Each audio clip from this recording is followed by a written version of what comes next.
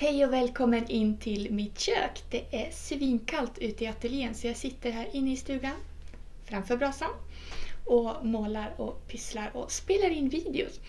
Idag så tänkte jag dela med mig av en riktigt viktig teknik som jag använder när jag målar vått i vått. Så häng med här nere så ska jag visa. Okej, jag ska börja med att bara blöta upp den här ytan. Jag ska ha lite blå färg i botten. Jag tänker att vi föreställer oss att vi ska göra en himmel med lite moln. Så ser jag till att den är blöt.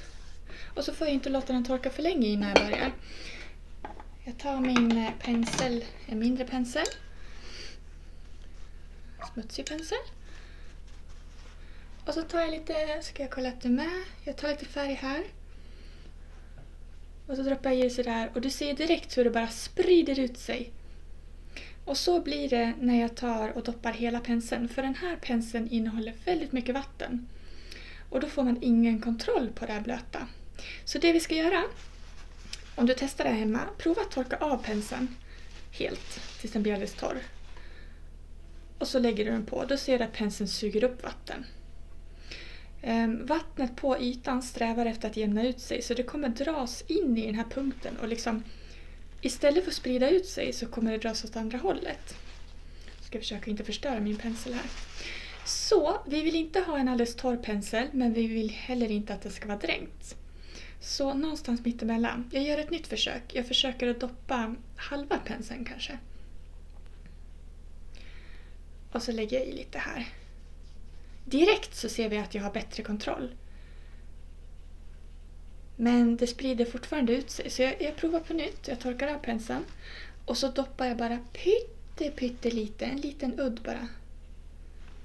Och så gör jag ett tredje försök. Nu är den alldeles för torr. Då får jag göra ett nytt försök.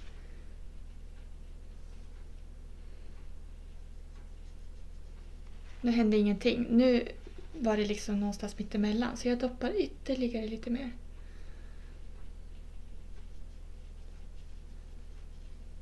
Här någonstans börjar jag få kontroll på själva färgen. Nu när jag fortsätter gnugga så här så kommer min pensel som är ganska torr. Den kommer att börja suga upp vatten. Och det är då det blir en sån här plump. Så då kan det vara läge att lyfta penseln och torka av den lite grann. Så när du är hemma, gör ett försök. Hur långt ner i byttan ska jag doppa penseln innan det är bra för att måla vått i vått? När har jag kontroll? När är det för blött? Och sen är det ju så att jag kan inte måla vått i vått hur länge som helst på det pappret. Än så länge finns det lite shine. Det glänser lite grann. Då är det okej. Men ganska snart så kommer det vara för sent att börja jobba vått i vått. Särskilt nu under vintern när det är så torrt. Så det här är en konst. Det är inte så lätt som det ser ut. Men det här är ett av mina hetaste tips. Det här är bara en av många tekniker som jag går igenom i min nybörjarkurs i akvarellmålning. Nästa kursstart är 10 januari. Du hittar en länk här uppe.